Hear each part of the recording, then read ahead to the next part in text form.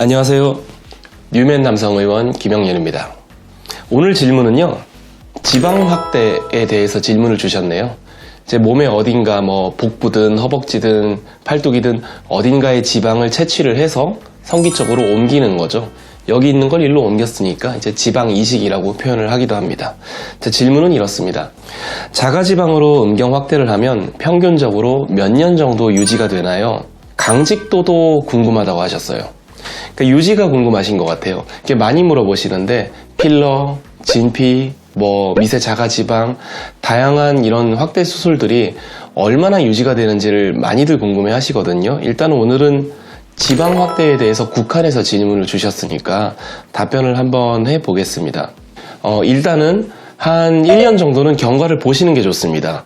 유지가 훨씬 많이 될 수도 있고 더 적게 될 수도 있지만 1년 정도 지나서 잘 자리가 잡힌 상태에서 얼마나 유지가 될지 한번 판단을 해보는 게 옳거든요.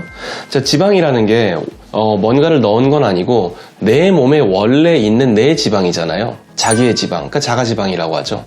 내 지방을 성기 쪽으로 옮겼어요. 여기 있는 걸 일로 옮겼습니다. 그 지방은 어떻게 되냐면요, 일부는 죽기도 합니다. 괴사에서요.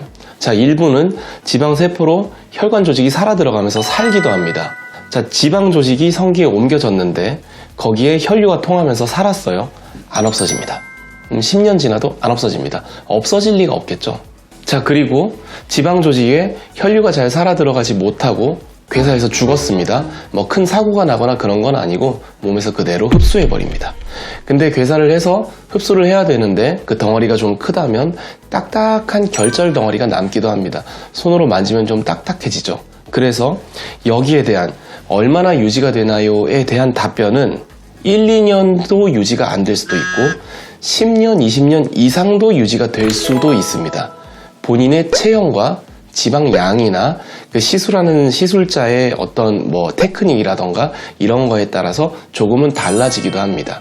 그래서 이 지방의 생착률을 높이기 위해서 여러 가지 주사를 하거나 내 혈액에서 뭔가를 뽑아서 이제 같이 주입을 한다거나 지방과 함께 시도를 하고는 있는데 명확하게 통계적으로 의료적으로 밝혀진 지방을 완벽하게 딱 잘 살리는 이런 방법이 나와 있지는 않거든요. 그건 당연하겠죠. 그래서 지방 조직 자체는 평생 동안 살 수도 있고 좀 빠르게 탈락해 버릴 수도 있거든요. 근데 대체로 이제 제가 시술을 해드린 분들을 보면은 한 3년 정도 지나면 본인이 좀 많이 없어졌다고 느끼긴 느끼세요.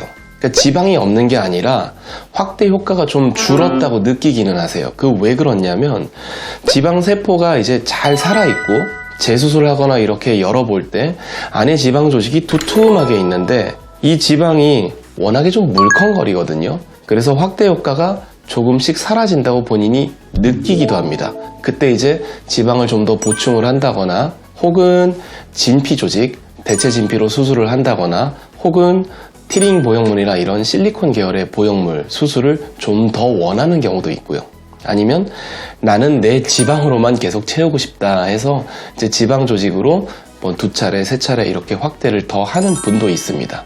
자, 어떤 분들은요, 대체로 체구가 좀 좋으시고 뱃살도 좀 두툼하게 많은 분들, 근데 그 살이 물컹거리는 살이 아니라 조직이 아주 좀 치밀한 분들이 있어요. 지방 세포 자체도 아주 땡땡하게 치밀하게 나오는 그런 분들이 있거든요. 이런 분들은 좀 잘 안 없어져요.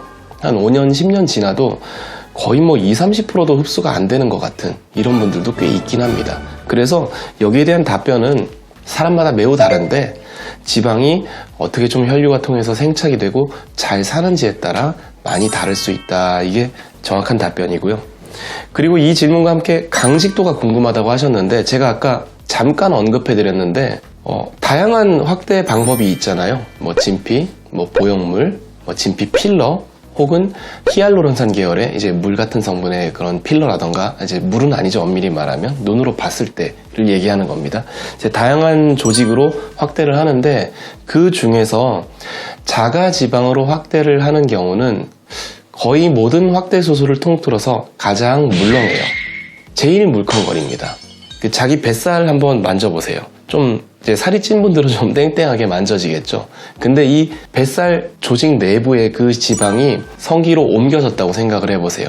뱃살의 피부가 아니라 그 밑에 지방만요. 딱딱할 리가 없겠죠.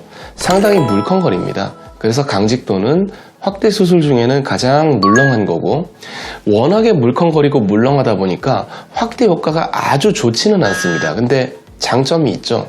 물렁거리고 내 지방이니까 느낌이 부드러워요. 제 파트너한테 뭐 통증이나 불편감을 줄 그런 확률이 좀 굉장히 낮겠죠. 뭐 아파하거나 이런 경우도 극도로 드물고요. 지방으로는요. 그러니까 워낙 물컹거리기 때문에 불편하게 수술을 해드릴 수도 없습니다. 모양만 잘 잡아놓으면 겉으로 보기에도 꽤 굵어 보이고요. 근데 겉보기로 굵어 보이는 것보다는 이제 발기가 되면 성기가 좀 단단해지잖아요. 그 성기가 단단해졌을 때 이 지방 조직이 함께 단단해지지는 않거든요. 지방은 지방이고 성기 발기 조직은 발기 조직이고 따로 있기 때문에요. 그래서 겉으로 봤을 때보다 실제 성관계 했을 때 확대 효과가 대단히 좋은 그런 편인 수술은 아니기는 합니다. 근데 그런 특징을 고려를 해서 그 지방 조직으로 확대를 하고 싶다고 찾아오시죠, 환자분들이. 꽤 상세히 설명을 드렸는데 많은 도움이 되셨으면 좋겠습니다.